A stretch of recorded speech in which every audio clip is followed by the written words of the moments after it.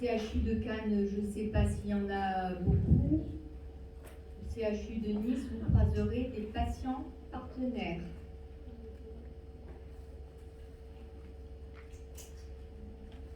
Dans des groupes de parole, dans des associations.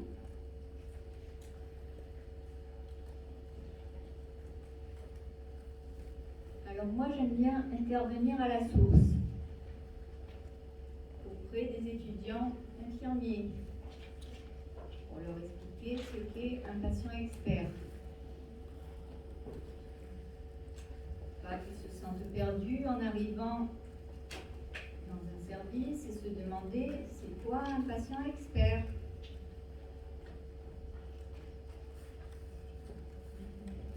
Quelle est l'importance et le bénéfice du patient expert dans une équipe pluridisciplinaire, par exemple?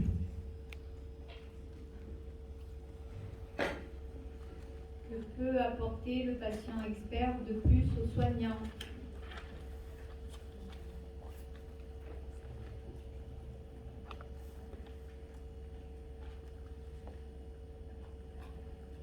Là, il y a bataille, la guerre. Les docteurs, ils veulent être experts, ils ne sont pas d'accord que les patients ils soient experts. Non, c'est moi qui suis expert. Les patients, ils ne sont pas experts. C'est parce qu'ils ressentent eux-mêmes ce qu'ils ressentent eux, le médecin, il ne peut pas savoir. Voilà. C'est pour ça qu'au CHU de Nice, on les appelle les patients partenaires. On ne les appelle pas les patients experts. Eh oui, c'est pas pareil. Sauf que l'expert en thérapeutique, c'est le médecin. Et l'expert en vécu et en ressenti, eh ben, c'est le patient. Donc, il n'y a pas besoin d'être en guéguerre. C'est inutile, on n'a pas l'expertise située au même endroit. C'est expliqué par A plus B. Alors, d'après vous, qu'est-ce que peut apporter de plus un patient expert aux soignants? Imaginons qu'on est dans un service, vous êtes élève infirmière, infirmier, vous suivez la visite avec le médecin, les internes, les infirmières, vous circulez, après vous faites le chariot des médicaments. Allez, imaginez-vous. Et puis les patients, ils sont dans les lits.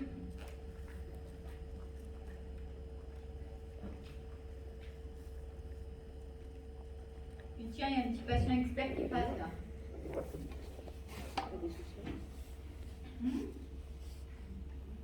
Oui. Parfois, certains patients ne peuvent pas forcément, ou ne peuvent pas dire le ressenti ou leur douleur. Et du coup, le patient expert va peut-être nous faire ça, mieux comprendre et appréhender les patients qui sont en charge. Oui. Bien. Une bonne remarque. Oui. Le patient expert, il peut peut-être donner de l'espoir par rapport au devenir de la maladie. Ah, ça, c'est une très bonne remarque. Très bien. Oui. Et ils sont plus dans l'empathie, donc ils vont être peut-être plus proches. Et on va peut-être ouvrir une petite fenêtre qu'on n'a pas accès actuellement. Très bien. Il va mettre les mots sur les mots. Très bien. Bien.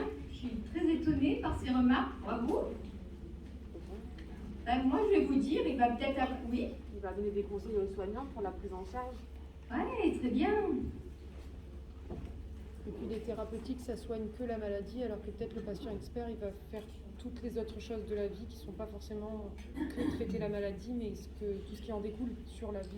Ah, super. Alors, on se gèle un peu ici. Excusez-moi, ils ont mis la clim trop fort pour moi. Oui. J'ai juste une question. Oui. Super à la présence du patient expert, tout ça, mais qu'est-ce qu'on fait de la possibilité de chaque personne au niveau de sa souffrance et sa maladie?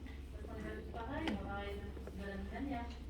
Ah ben justement, non, exactement, on est on n'est pas tous, on vit pas tous sa souffrance de la même manière, justement, exactement.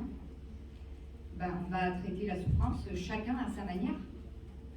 On va pas, si toi tu as mal à la tête, tu as besoin d'un Doliprane et que moi je suis contre-indiquée pour le Doliprane, on va pas me donner la même chose. Hein.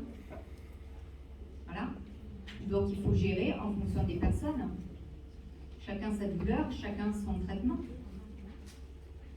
Donc ce que j'allais vous dire, justement, toutes vos remarques sont très bien. En fait, le patient expert, qu'est-ce qu'il va faire? Parce que vous voyez très bien comment ça se passe. Vous ne le voyez pas, mais vous entendez à la télé ce qui se passe.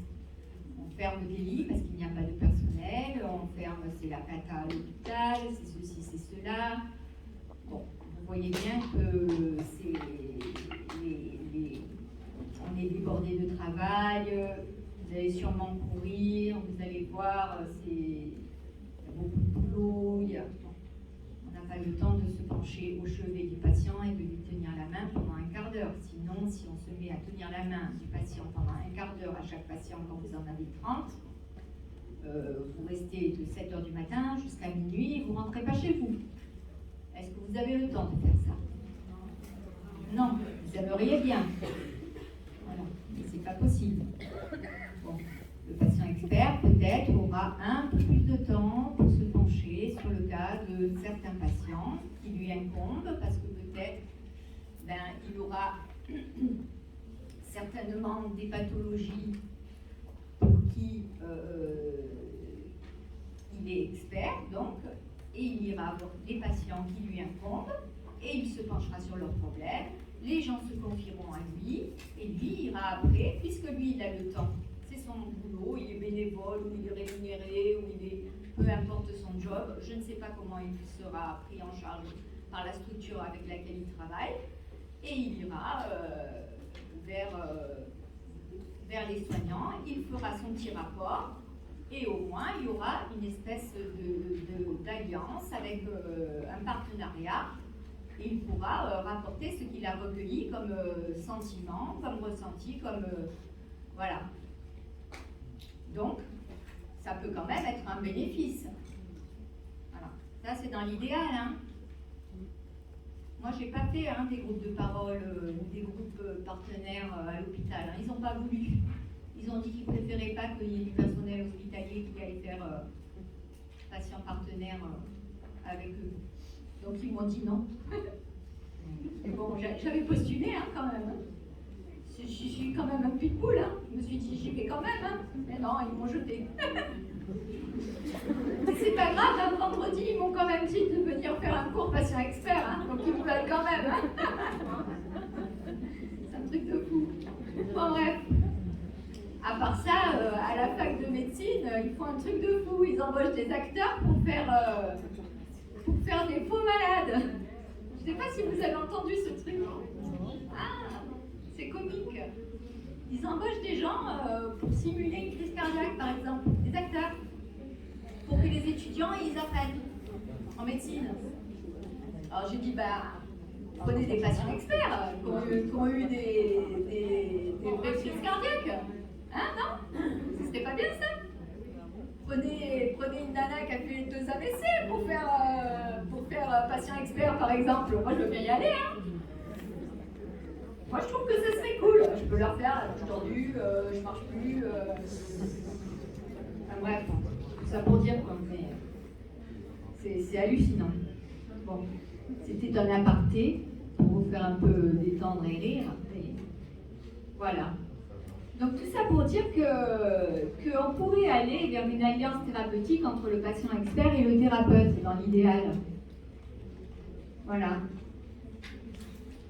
Et ça serait quand même une petite solution confortable. Si tout se passait bien.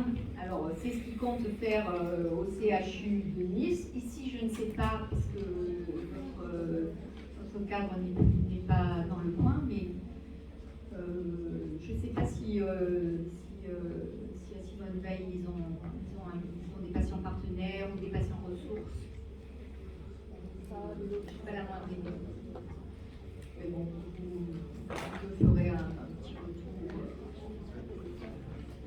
L'année dernière, dernière, j'avais fait un cours optionnel, enfin non, c'était pas l'année dernière, c'était début 2022. Mais c'était patient externe, c'était sur un petit groupe et c'était avec une spécialité psychiatrie. Et c'était super intéressant.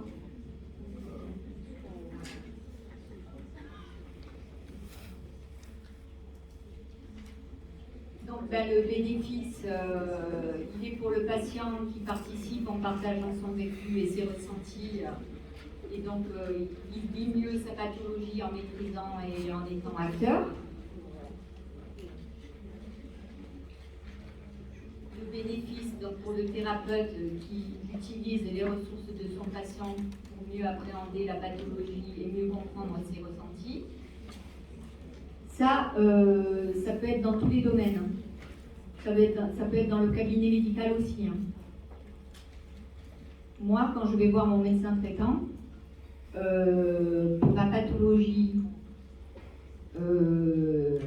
pour laquelle je suis patient expert, elle en sait moins que moi. Donc, elle m'écoute. En gros. Donc, c'est moi qui l'éduque. Et elle ne dit pas non parce que pour les autres patients qui sont atteints de la même pathologie que moi, elle écoute ce que je lui dis pour pouvoir le retransmettre ensuite. Donc c'est une véritable alliance. Donc la boucle est bouclée pour de vrai. C'est important que je vous le dise. Donc ça fait... ce dessin veut dire quoi? Ça veut dire que quand même le patient expert est une passerelle entre le thérapeute et le patient. En gros. Je ne sais pas si vous arrivez à comprendre tout ça quand je vous l'explique. Je ne sais pas si c'est suffisamment clair pour vous.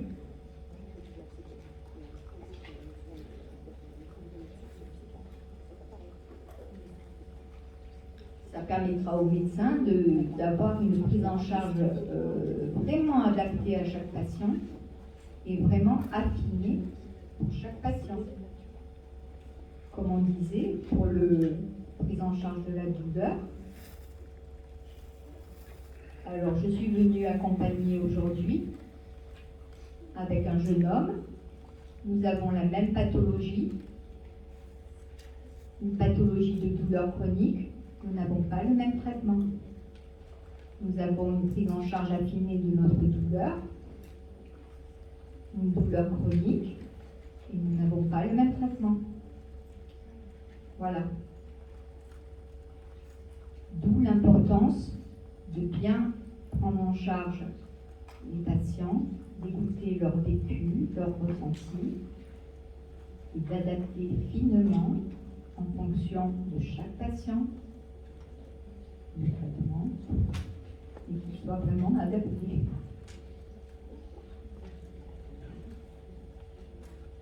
Je parle qu'à toi en fait.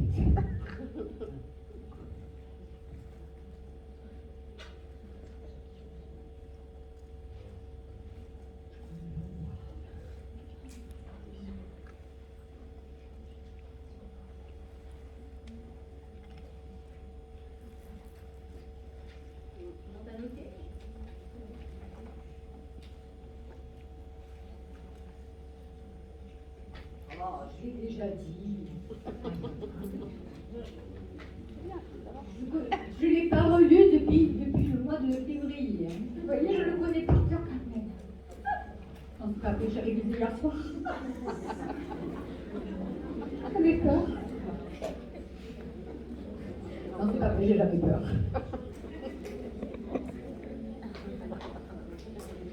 Vous savez ce qui me manque le plus? Un scalpel. Je ne suis pas une psychopathe.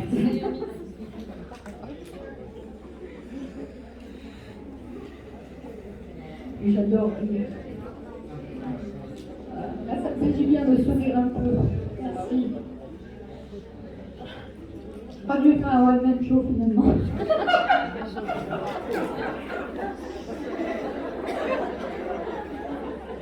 Pardon, un one-woman show.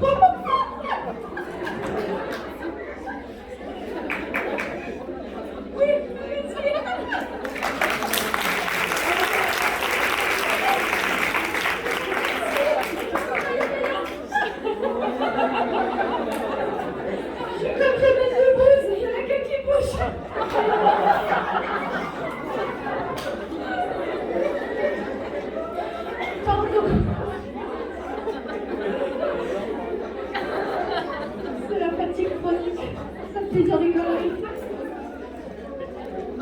Excusez-moi, je me reprends. Voilà. Donc on peut dire que le père a gagné toute sa vie.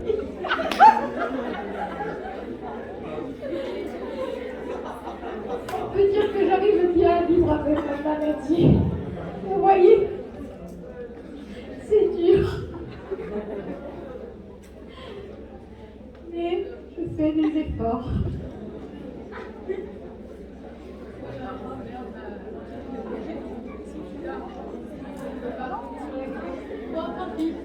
Ah voilà, Coluche, ce grand homme. Les portes de l'avenir sont ouvertes à ceux qui savent les pousser. Voilà, c'est tout. Qui aurait pu dire une si belle phrase que lui? Ben, c'est lui. Voilà, alors, la petite bulle là en bas, je pense que vous n'arrivez pas à la lire. C'est trop flou. Alors, je mets mes lunettes.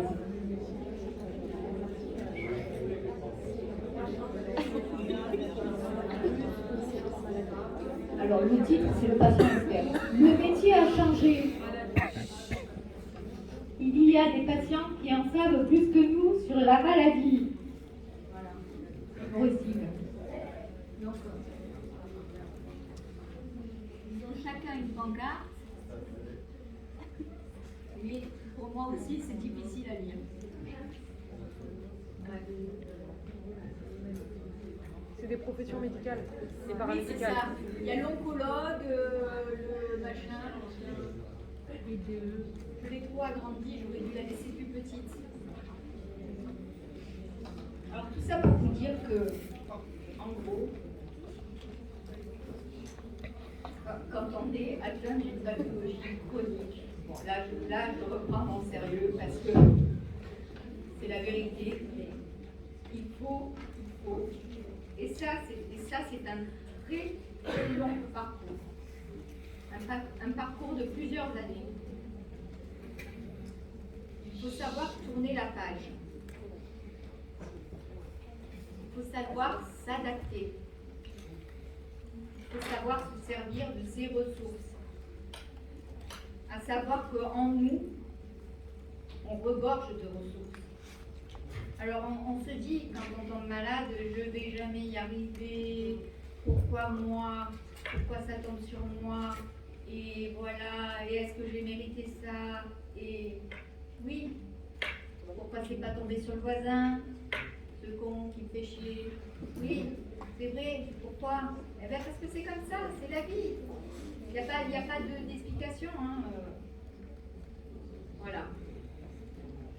Alors il faut savoir faire évoluer les mentalités, il faut savoir accepter l'expertise du patient et participer à l'expertise thérapeutique.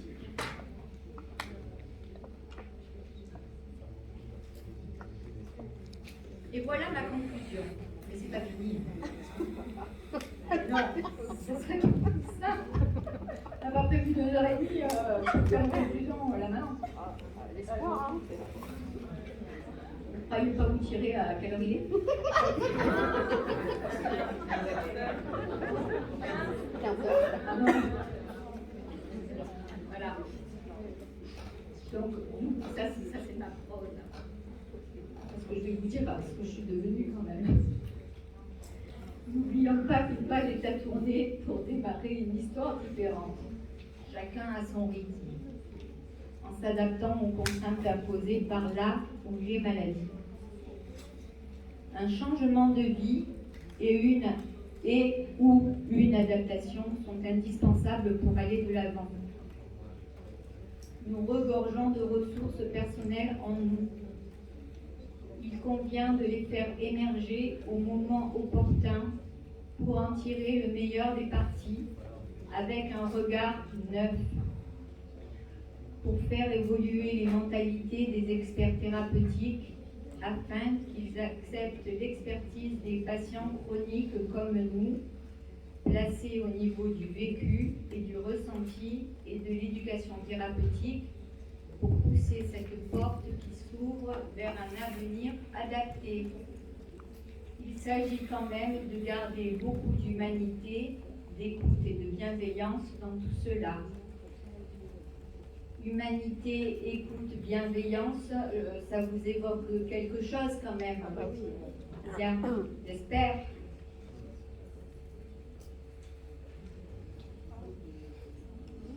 Alors, celle-là, je ne sais pas si je vais la montrer aussi, là je suis désolée, mais bon, je crois que oui. Que pensez-vous de cette campagne de recrutement? Allez-y.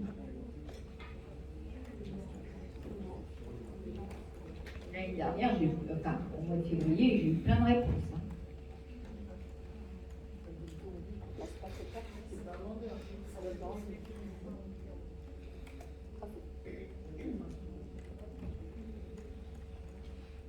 Pourquoi le médecin il est au centre de ses patients? Ah, c'est bien ça. C'est bien. On invite à devenir patient partenaire, mais c'est le médecin qui est au centre. Voilà. Où est le patient dans tout ça? Sur la chaise. Voilà. C'est très stéréotypé. Oui. Et c'est pas très clair. D'accord. Elle n'est pas très communicative. Excellent. Moi, je leur ai proposé de changer d'équipe de communication. Je crois que ça leur a pas trop plu. C'est pour ça qu'ils sont plus rappelés. Ouais. Ah, mais moi, je suis cash. Hein. Le médecin, il est comment? Ah bah, il va Les aller bras croisés. Ah, c'est bien les bras croisés pour un communicant. Hein. Ça invite. Très bien, bravo. C'est ce que j'attendais que vous répondiez. Voilà. Alors, quand on fait une campagne de communication, en principe, c'est l'ouverture, exactement. Donc, on ne propose pas quelqu'un qui est très souriant. Hein, ils sont tous super souriants, ça c'est très bien. Mais on ne propose pas quelqu'un avec des bras croisés. On propose, comme le monsieur âgé là, avec la barbe, on propose des bras ouverts. Et on ne propose pas des bras fermés. Voilà. Et devenez patient partenaire. Vous avez des idées pour votre hôpital, c'est pas ça qu'on leur demande. On leur demande de venir participer avec leur pathologie chronique pour venir participer à des groupes dans l'hôpital. Quand vous participez dans le questionnaire, on ne leur demande pas quelles sont vos idées. Quand vous remplissez le truc, on vous demande quelles sont vos pathologies et venez postuler pour être patient partenaire. Donc ça n'a rien à voir. Bon voilà, c'était juste pour vous montrer leur affiche et vous demander qu'est-ce que ça vous évoque. Juste pour que vous me disiez si c'est moi qui suis complètement neuneux ou si ça évoquait la même chose à tout le monde. Voilà. C'est tout. Merci. Après, j'ai quoi? Question-réponse. Allez, allons-y. La dernière affiche, ça fait penser surtout comme les boîtes à idées. On ne comprend pas ce que c'est patient partenaire, on pense juste que c'est donner vos idées pour améliorer la structure hôpital, mais pas... Voilà.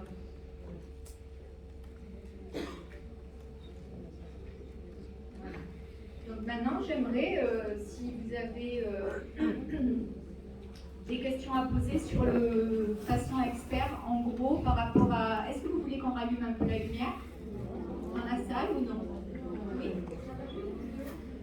Comment? Ah oui, les vidéos. Ah oui, exact, bien. Bien vu. Ah, alors comment je fais pour retourner au début?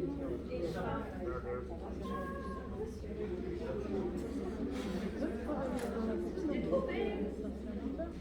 Alors attention, il va y avoir la musique des experts, mais c'est pas moi qui l'ai mise.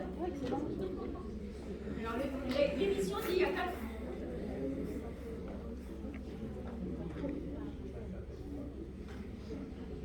Là, ça va marcher parce que j'ai testé la maison, ça marche. Ça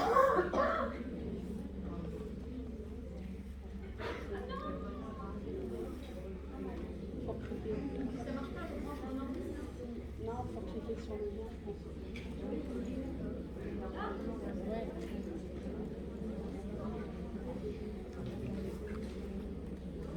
Ça charge.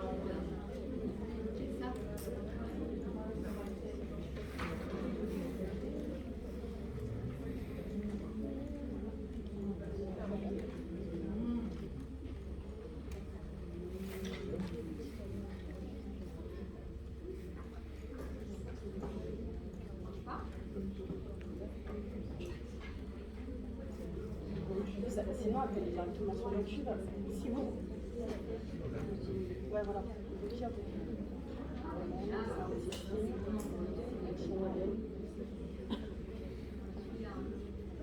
Sinon, il y a personne qui peut S'il y a quelqu'un qui sait, vous pouvez venir. Hein.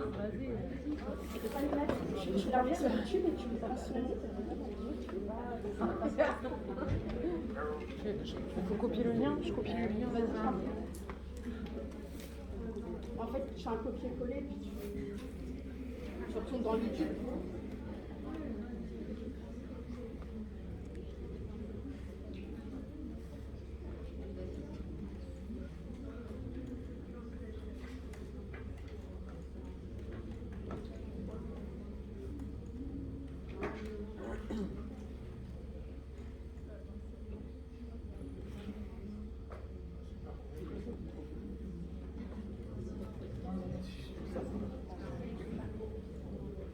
Parcours YouTube,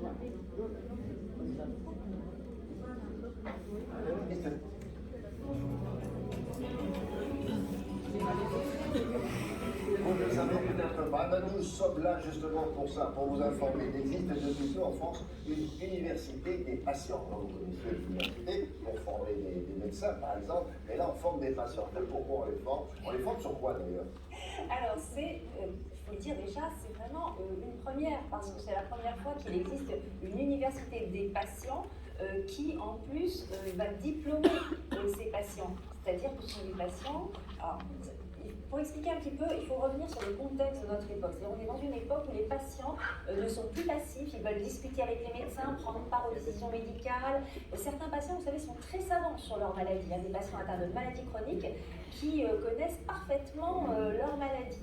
Et du coup, une chercheuse et enseignante a eu cette idée de créer cette université des patients et d'offrir à des patients très très motivés une formation scientifique.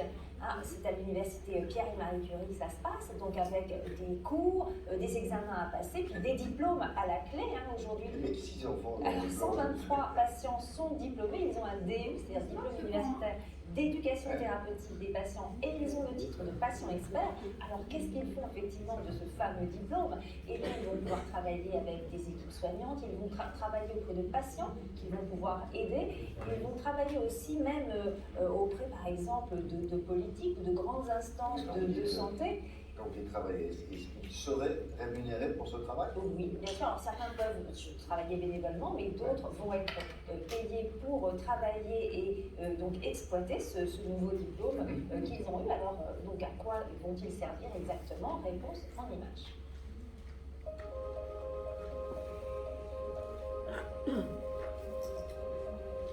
Je suis Corinne Debos, bénévole et patient expert de l'association François Aupetit. Nous privilégions avec Jean-Félix la spontanéité. Je souffre de la maladie de Crohn et en tant que patient expert, j'anime avec des personnels soignants des programmes d'éducation thérapeutique, savoir gérer la fatigue au quotidien, savoir gérer les douleurs, comprendre et gérer mes traitements, donc vraiment des réponses extrêmement concrètes pour vivre avec une maladie au quotidien. Moyen et ça va pas du tout. Ce qu'un patient expert peut apporter à notre patient, c'est déjà d'être un peu son coach, son tuteur, c'est d'expliquer les traitements, d'insister pour peut-être qu'il ne les oublie pas, expliquer les effets secondaires et surtout lui donner les trucs et astuces pour les réduire. C'est vraiment des échanges d'expérience. Et surtout, il aide le patient, le coach, à anticiper tous les obstacles. Les obstacles dans le couple, les obstacles avec